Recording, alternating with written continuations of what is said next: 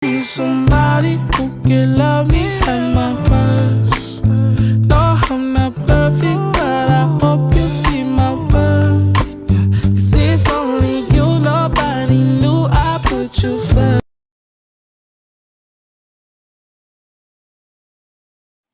Ang buhay ng tao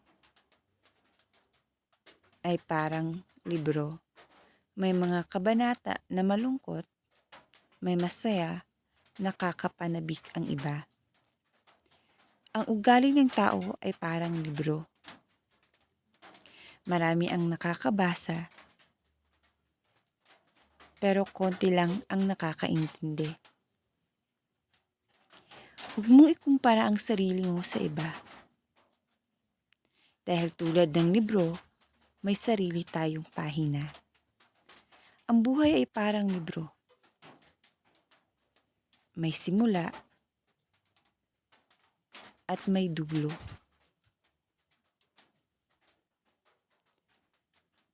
Kaya sulitin ang bawat oras.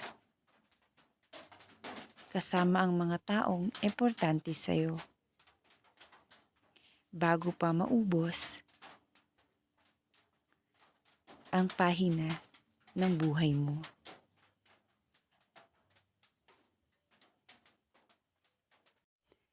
Ang hirap maging isang ina.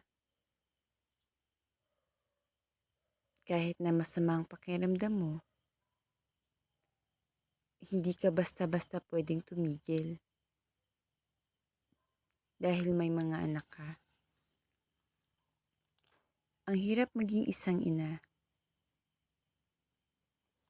Dapat maunawain ka at mapagpasensya. Ngunit kahit gaano kahirap, ang isang ina, ito ay iyong kinakaya dahil mahal mo sila. Dahil kaakibat ng pagiging isang ina, ang responsibilidad at sakripisyo. Kailangan mo maging matatag hindi para sa sarili mo, kundi para sa mga anak mo. Oo, mahirap maging isang ina, pero makita mo lang ang ngiti sa mga labi ng iyong pamilya ay mawawala na ang pagod mo. Makita mo lang silang ligtas at masigla. Ay mapapawi na ang lungkot mo. Dahil sila ang buhay mo. Dahil sila ang kasiyahan mo. Minsan, naiiyak ka na lang talaga sa hirap ng buhay. Maikli ang buhay para gawing mong komplikado. Maging masaya o maging mabuting tao. Huwag mong pilitin ang may ayaw sa'yo. Panapanahon lang ang buhay.